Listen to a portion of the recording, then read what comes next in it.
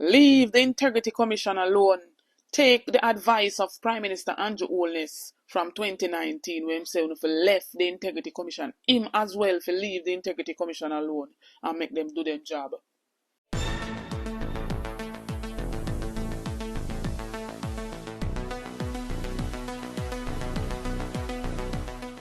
Bless up ABR family. Welcome back to the channel. Welcome back to another video. It's your girl Isabel Rose. And in this one, the attacks on the Integrity Commission from the Jamaica Labour Party MP continues. Integrity Commission response. Stay tuned for the details at hand. Don't forget to like, share and subscribe to the channel. Notification shout out goes to herself. Big up yourself, herself. Thanks for the continued support from each and every one. Now kicking off the first segment, two Jamaica Labour Party MP, Juliet Cuthbert Flynn and the Minister of Justice himself, Chuck, continues with their attack on the Integrity Commission, the anti-corruption watchdog body that's set in place to fight against corruption at all costs. And Chuck spoke out at the Integrity Commission's Oversight Committee. And he spoke about the Integrity Commission not basically quelling corruption, but when their reports are sent out, it somewhat heightens the perception of corruption.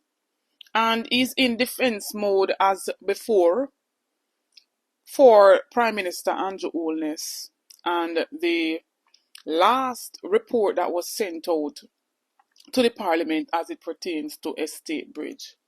Now in that report it said that the Prime Minister is connected. It didn't say that the Prime Minister owns Estate Bridge, but is connected to Estate Bridge. How is he connected to Estate Bridge? Through his son, whom he divested his shares to. Right? And so the Integrity Commission is not wrong to say that he is connected. However, the Justice Minister sees fit to even want to dictate how far the Integrity Commission should go when investigating any parliamentarian.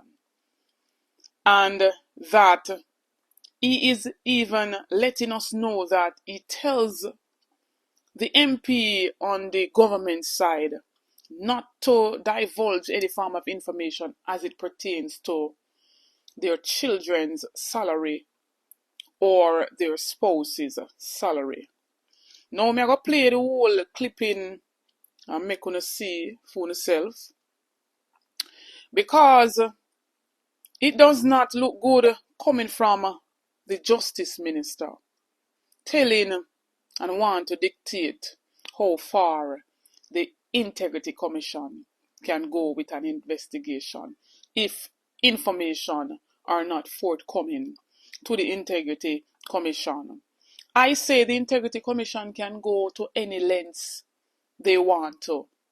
And if assets and other great amount of wealth or whatever the case may be can be hidden in a child's name or can be hidden in a spouse's name or whatsoever the case may be, why would this Justice Minister come and tell in a public meeting that he has told MPs on his side not to give those vital information to the Integrity Commission? Where is the integrity in these people when they can't even sign the Integrity's Code of Conduct? They can't sign, none of them on the government side don't sign the Integrity Commission's Code of Conduct. Where is the accountability on these members of Parliament? But may I make you hear what Chuck said. One of the problems we have is that the Oversight Committee can review the reports, but it can do nothing about them, see if they accept a comment on them. I mean, this Oversight Committee just receive report. It is not an appeal body. But there are certain comments, Chairman, that in relation to the investigation of alleged irregularities at 2 Waycliffe Close, Beverly Hills. This again, Chairman, is the third report in which the Prime Minister of Jamaica was named in these reports. And in none of these 3 reports, Chairman, has it been demonstrated that there's an act of corruption, any wrongdoing, even though in the second one, 171 pages, a number of speculative transactions were outlined. It seemed to me, when you look at this third report now, Chairman, where the Prime Minister had not involved in any of these companies, but his name is still called. And the Prime Minister is alleged, said, why is he being targeted? He's not a member of the company. He had divested himself of the shares. So why is it being brought up by the Integrity Commission, Chairman? And it worries me, Chairman, as a member of the Oversight Committee, that when you go about sending reports to Parliament, there's no indication that the member on which you're reporting is implicated in any way. Why are you doing it? And Chairman, I would ask that one matter where, in the second report, where on the Prime Minister's companies, which is now before the courts, I'm not commenting on it. But in that report, it is alleged, or it is reported, that a forensic audit was done on all of these transactions. And I think, Chairman, we should ask the Integrity Commission to let us have a copy of that report. If a forensic report was done, which is available to the Integrity Commission, which found nothing, at the very minimum, we should not only have a copy of it, but we should also ask what was the cost to the Commission. I will repeat, Chairman, again and again, that speaking for myself, and I hope I speak for everybody, we want the Integrity Commission to succeed. We want corruption to be removed from every layer in this country. But I'm a little concerned, Chairman, that we're not getting, reports that reduce the perception of corruption. We're getting reports that seem to highlight and expand and increase the perception of corruption, when, in all sincerity, one doesn't see it there. So, Chairman, I would, when the Integrity Commission comes back before us again, or its members, we need to find out from them a number of other issues, which, we keep saying at the next time. I'll give you a good example, Chairman, that members have complained to me about and want the Integrity Commission to respond to. Why is the Integrity Commission asking members to indicate the salaries of their spouse? I mean, or sometimes of their children. And you see, I don't know if this is something that is appropriate, Chairman, because I have advised the relevant member, let them know your spouse is not prepared to divulge their salary to her or him, and therefore he or she cannot so report it. And these are things, Chairman, when we get back to the legislation, we have to make it very clear what limits can be put in terms of investigation. We know, Chairman, that they ask information from banks, register of companies, the registry of titles. I know that. because they brought up companies that my name has been on, which were formed in 30 years ago, which I totally forgot about. But they found it in the register of companies. So I had to close those 2 companies, which never operated. And I know of other members who have complained, Chairman. We need to find out just how far the Integrity Commission goes in terms of investigating. And the focus, there's no doubt, is on parliamentarians. And my last comment, Chairman, almost 2 years ago, in their annual report, the chairman reported that there are 6 members of parliament who are being investigated for illicit enrichment. First of all, I don't think it was appropriate to put that in the annual report. You investigate and then report. Don't report that you're investigating. That's why Section 53 was there in the Act. You don't report on your investigation. You investigate and then report. And so almost 2 years now. And then last year, we are another 2. So there are now 8 members. I don't think it is fair, Chairman, to parliamentarians that it should be there hanging out, whether the investigation is still continuing, whether 1 or 2 have been exonerated, there are no further investigation, or whether all 8 are still being investigated. Since you have reported it, let us know. And I say, Chairman, it is unfair to us, certainly to me, because I don't know if I'm being investigated. Like how he is the Minister of Justice, him not should have fight for justice and ask his fellow parliamentarians which other of them are under investigation for illicit enrichment and tell them to come tell the public the truth.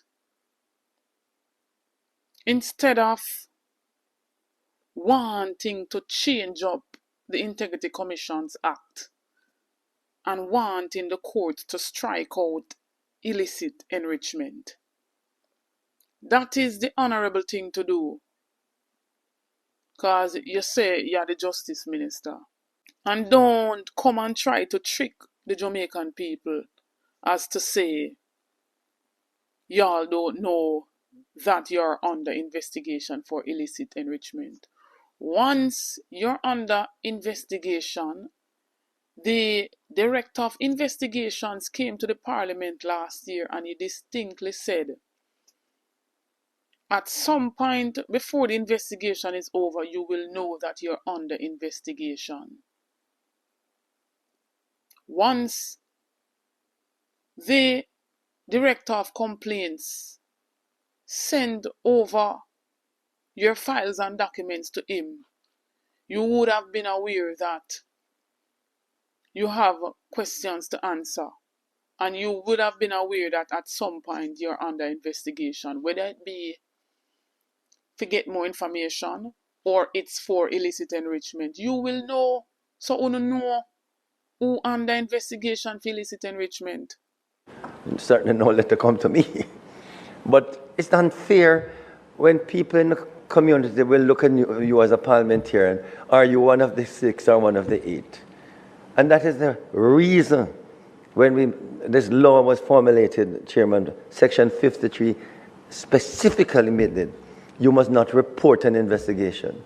You must investigate and then report. So, Chairman, at an appropriate time later, in another time, we need to really ask the Integrity Commission what is the present status of these alleged 8 persons. Okay? Right after that, we see Juliet Cuthbert Flynn, an MP up there in St. Andrew. And it seems she's one of which was crying about Integrity Commission wanted to know about her spouse's salary. Why she ran on Twitter and she basically tweeted, right? And the Integrity Commission responded to her criticism. And to top it all off, she is the State Minister of National Security. Right? And the Integrity Commission basically labeling her criticism as misguided. This is a lady whom represented Jamaica at one point on an international scale. And all of them singing on the same tune wants to dictate what and how the Integrity Commission must do their work. They are the ones who are riling up their supporters to say that the Integrity Commissions are PNP, when it's alleged, apart from Mr. Greg Christie, all other commissioners were basically picked by the Prime Minister himself, and the Governor General appointed them. Now, to make it even more interesting, the Integrity Commission wrote to the House Speaker, Juliet Holness, proposed statutory declaration sensitization session for parliamentarians. And this was sent out on December the 10th. The Commission has participated in vibrant and rich discussion with the members of Integrity Commission Oversight Committee at several meetings and has taken note of the feedback and recommendations made with respect to the filing and examination of statutory declaration. In keeping with those discussions, the Commission has, over the past 18 months, undertaken the examination of all statutory declarations submitted by parliamentarians for period 2018 to 2023. During the examination process, the Commission observed that if full and complete disclosure were made in the statutory declaration and the required supporting documents were appended, the interaction between the Commission and parliamentarians would have been minimal, and they would feel less anxious and burdened by the process. The intake period for the 2024 statutory declaration commenced on January 2nd, 2025 and ends on March 31st, 2025. So the Integrity Commission here wants to basically sensitize them, to have minimal interaction with some of them, because it's somewhat evident that they don't know or they don't understand how to fill out their statutory declaration. And so very vital information that are supposed to be on there, they omit, and so hence the whole heap of back and forth between them and the Integrity Commission. And up until now, Juliet Holness has not responded to the Integrity Commission. So are people them here we care? Them not care. And so following the remarks by the two MPs, the Integrity Commission released a statement yesterday, January 15, 2025. And it states the Integrity Commission responds to misguided statement made on social media by government parliamentarians regarding statutory declaration requirements, appeals to parliamentarians to take up its offer to attend the statutory declaration sensitization session. The Integrity Commission wishes to address a misguided comment that was recently made by a government parliamentarian and cabinet minister on social media regarding statutory declaration requirements for the spouses of parliamentarians and public officials. The parliamentarian was ignorant of pertinent provisions of the Integrity Commission Act. So they might make the laws them and make the rules them, and they don't read to understand what they are really signing off on. Section 39 and 40 of the Integrity Commission Act impose specific obligations that are related to the filing of statutory declarations by parliamentarians and public officials. Section 39(1) states, subject to the provision of this Act, every person who, on or after the appointed day, is a parliamentarian or public official shall submit to the Director of Information and Complaints a statutory declaration of his assets and liabilities and his income in the form set out in the third schedule.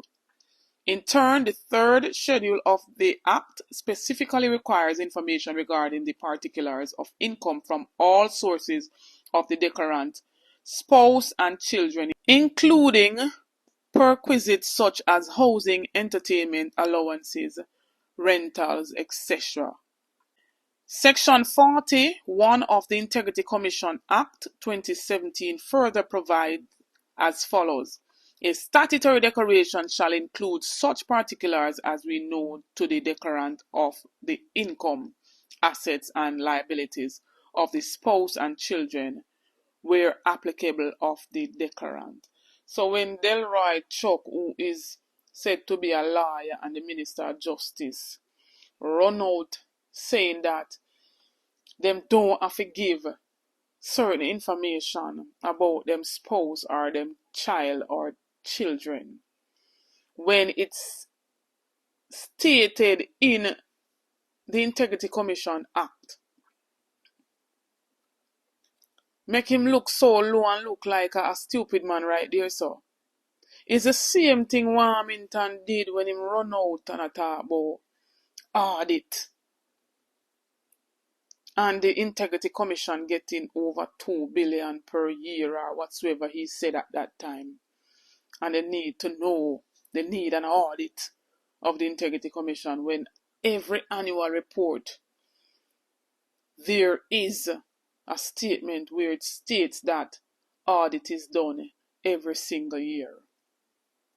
So my fellow ABR family and viewers, when you can go up on the Integrity Commission website and read the entire document, they are offered to be enlightened because all them come out and spew beer nonsense and make themselves look like some stupid people. One set of dunce. And me personally don't like call people dunce. Reading make it a man. Them for read. And uno make laws for the land and say uno want govern the land and govern the people. And when the people them soon behave in this manner. Leave the Integrity Commission alone. Take the advice of Prime Minister Andrew Holness from 2019 when he said if he left the Integrity Commission, him as well for leave the Integrity Commission alone and make them do their job. I stand firm with the Integrity Commission at all costs. What says y'all, fellow ABR family and viewers? Drop on the comments in the comment section. Tell me what you think about everything that was unfolded in this video. I really want to hear from Uno on this. Don't forget to like, share, and subscribe to the channel on the road to 30k and beyond. Help me to get there. Like and share out the videos. Thanks for the continued support. Get this video to at least 4,000 likes. Stay tuned for more videos. Stay tuned for more update. Big up on yourself.